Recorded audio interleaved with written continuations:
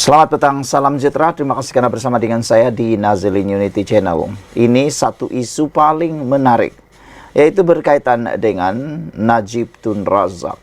Kali ini bukan tentang tahanan di rumah, tetapi ini pula tentang dana RM2.6 bilion yang menjadi isu besar dalam negara ini melibatkan 1MDB. Jumlah yang bukan kecil, jumlah yang luar biasa besarnya. 2.6 bilion itu kalau diguna untuk berbagai perkara pasti membuatkan negara ini maju, rakyat menikmati kemakmuran dan sebagainya, tetapi karena sakau menyakau, maka ianya menjadi kontroversi yang besar. Dana RM2.6 bilion datang dari mana? Lalu selama ini kita mendengar kononnya ada naratif, ada cerita kononnya dana itu datang daripada putra Arab Saudi. Rupa-rupanya ini kenyataan terkini yang kita terima daripada Malaysia kini. Dana 2.6 bilion dalam akaun Najib bukan daripada putra Arab Saudi. Wow, ini satu jumlah yang bukan kecil yang ada dalam akaun Najib. Kalau anda ada uang yang dimasukkan dalam akaun bernilai 2.6 bilion, anda nak buat apa? Saya, kalau anda tanya, saya tak tahu nak buat apa. Kerana tak pernah terfikir punya duit 2.6 bilion. Tapi, ini pendedahannya. Mahkamah Tinggi di Kuala Lumpur hari ini diberitahu bahawa Suruhanjaya Pencegahan Rasuah Malaysia SPRM tidak memperoleh sebarang dokumen sokongan daripada dua putra Arab Saudi berkaitan ketulinan 4 surat dikaitkan dengan derma didakwa diberikan oleh kerabat Diraja Arab Saudi kepada Datuk Seri Najib Razak. Penguasa kanan SPRM Nur Aida Arifin, 37, berkata, pihaknya telah pergi ke Istana Riyadh pada tahun 2015 bagi mengadakan pertemuan dengan dua putra Arab Saudi bagi memastikan ketulinan 4 surat yang dikaitkan dengan derma 2.6 bilion itu. Tiada dokumen menunjukkan transaksi berkaitan dana yang dimasukkan dalam akaun bank Najib adalah datang daripada dua putra Arab Saudi itu, katanya.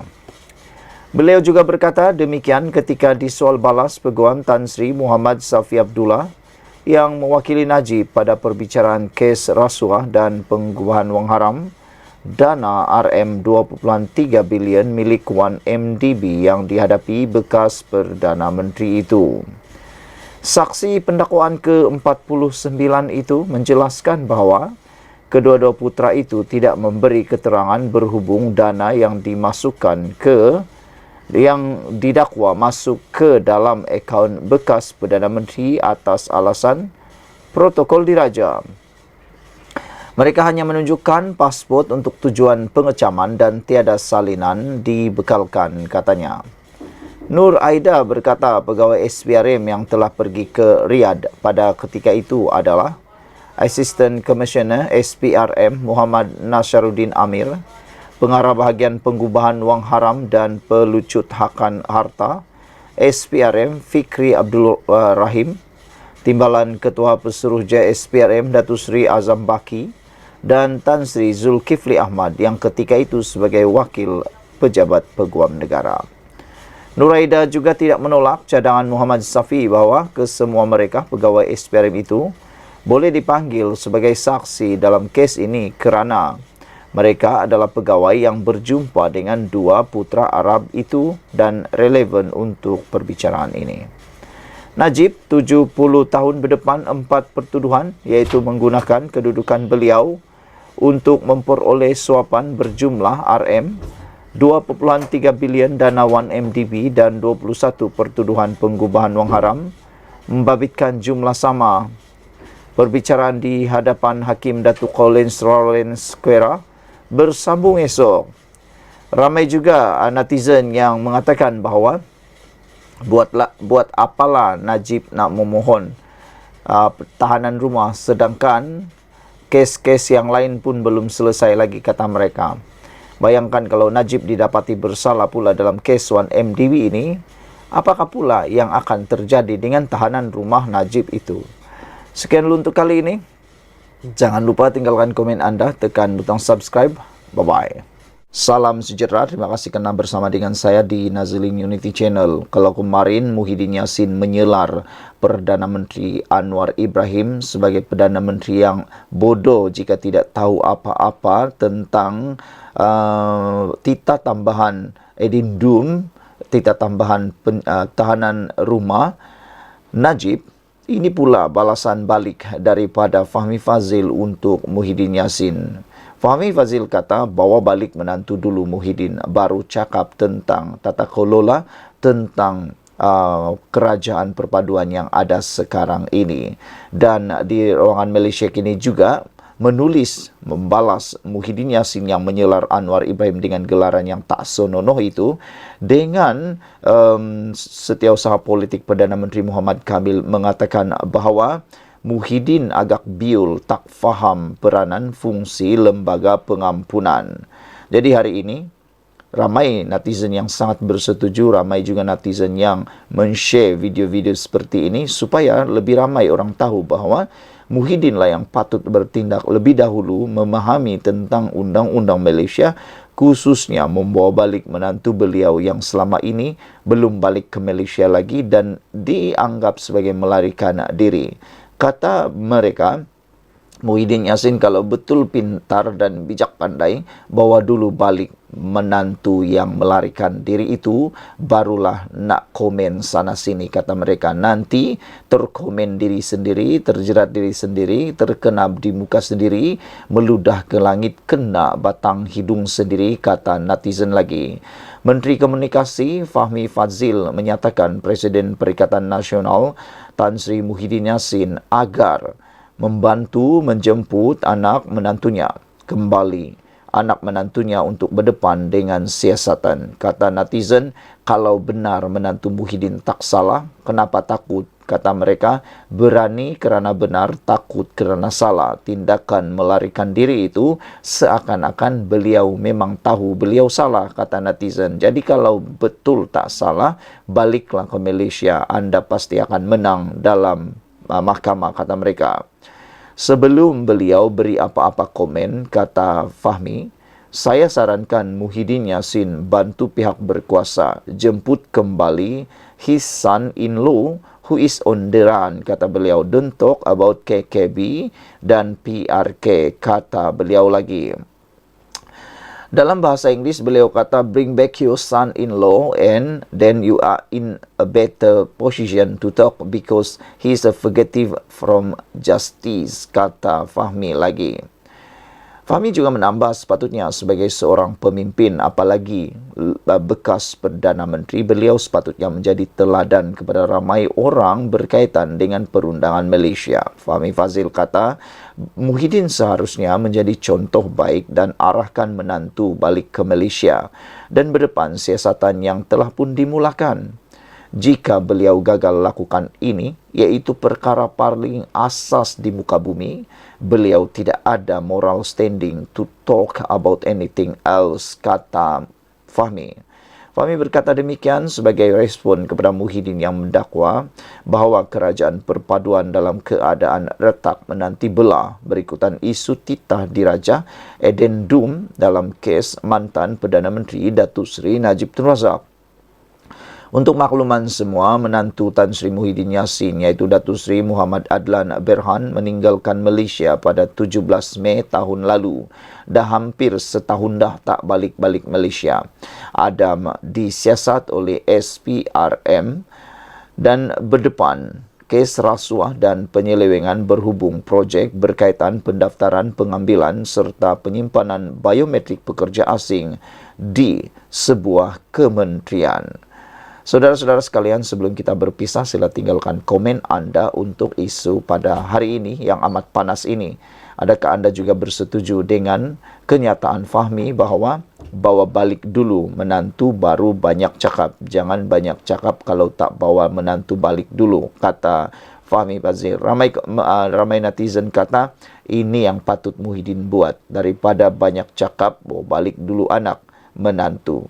Jangan sampai orang lain pula tiru tindakan Muhyiddin Yassin, kata mereka. Dengan pepatah, kalau guru kancing berdiri, anak kancing berlari-lari. Sekian dulu untuk kali ini. Jangan lupa tinggalkan komen Anda, tekan butang subscribe. Bye-bye. Selamat pagi, salam sejahtera. Terima kasih karena bersama dengan saya di Nazilin Unity Channel. Kalau kemarin Muhyiddin Yassin menyelar Perdana Menteri Anwar Ibrahim sebagai seorang yang dengan tanda petik kurang bijak jika tidak tahu tentang edidum, titah tambahan yang di Pertuan Agong. Ini pula balasan untuk Muhyiddin Yassin. Beliau menggelar Anwar Ibrahim dengan tanda petik perkataan yang saya pun tak berani nak cakap, kurang bijak. Kalau tak tahu apa-apa, kata beliau, kali ini beliau kena balas semula. Apabila seorang daripada setiausaha politik Perdana Menteri, yaitu Muhammad Kamil Abdul Munim, tampil menempelak Muhyiddin Yassin yang didakwanya sebagai biul. Kalau kemarin Muhyiddin kata Anwar Ibrahim dengan tanda petik kurang bijak atau dengan perkataan yang tak senonoh itu, mengatakan perkataan itu, beliau pula kena balas balik dengan kata, di Malaysia kini Muhyiddin agak biul, tak faham peranan fungsi lembaga pengampunan, kata setiausaha politik Perdana Menteri Muhammad Kamil. Kemarin ada juga netizen yang menyatakan bahawa kalau benar Muhyiddin itu bijak pandai, kata mereka, bagaimana Muhyiddin boleh ditumbangkan oleh rakan sahabatnya dalam Kerajaan Perikatan Nasional pada waktu dia menjadi Perdana Menteri sehingga dia terpaksa letak jawatan, kata mereka.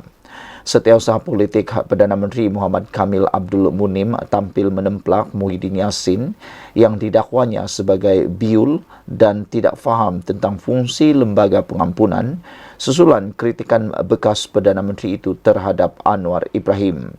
Dia juga mendakwa bahawa Kerajaan Madani hari ini bukan seperti Kerajaan Perikatan Nasional PN yang gemar mengundang duka cita istana. Sebagai mantan Perdana Menteri, agak biul dan memalukan jika Muhyiddin tak faham peranan dan fungsi lembaga pengampunan dan prerogatif yang di Pertuan Agong. Hadam perlembagaan sendiri dan kurangkan bergantung pada teks yang disediakan, katanya kepada Malaysia kini. Muhammad Kamil mengulas kenyataan Muhyiddin yang melabel Anwar sebagai Perdana Menteri yang bodoh jika dia tidak tahu berkenaan dakwaan kewujudan titah edindum agar Najib Razak menghabiskan hukuman penjara menerusi tahanan di rumah.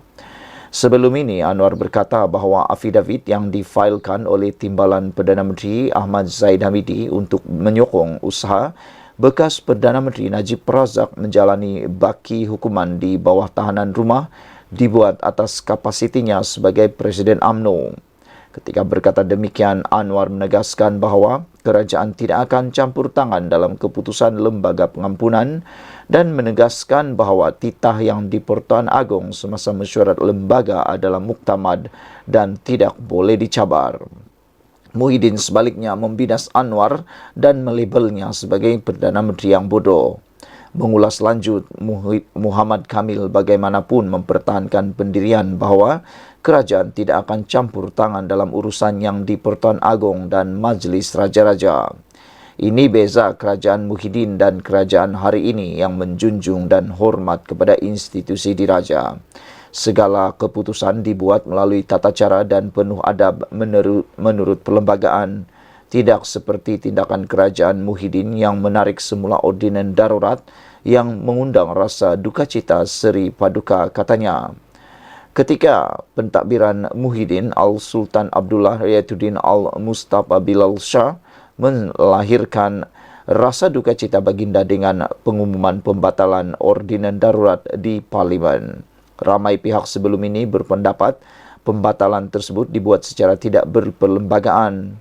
Dalam afidavit yang difailkan di Mahkamah Tinggi Kuala Lumpur pada 9 April, Zahid yang juga timbalan Perdana Menteri menyokong dakwaan Najib mengenai titah tambahan diraja supaya baki hukuman penjara digantikan dengan tahanan rumah. Zafrul kemudiannya berkata terdapat kesilapan fakta dalam afidavit Zahid dan dia akan mendapat nasihat undang-undang dan menulis kepada Mahkamah Tinggi untuk membetulkan kesilapan itu. Ditanya mengenai titah tambahan itu, Anwar enggan mengulas dan sebaliknya berkata ia adalah bidang kuasa lembaga pengampunan. Beberapa komen daripada netizen pada ruangan Malaysia kini, ada yang kata rindu zaman Najib, ada juga kata yang sini sakau, yang sana pun sakau. Perdana Menteri X terbaik berbanding yang lain, kata beliau. Muhyiddin taulah, jangan cakap yang bukan-bukan, kata beliau. Ada mesyuarat ke macam mana boleh tambah-tambah-tambah, kata Violet. Tok Mudin kata biul atau tidak jika Perikatan Nasional boleh batalkan pengampunan penyakau besar negara dan kekalkan hukuman asal, saya akan pangkah PN dan pada PRU nanti, kata beliau. Tapi kalau tak boleh, malaslah nak memangka, semua sama je, tak boleh buat apa-apa, kata beliau. Sekian dulu untuk kali ini, jangan lupa tinggalkan komen anda, tekan butang subscribe, bye-bye.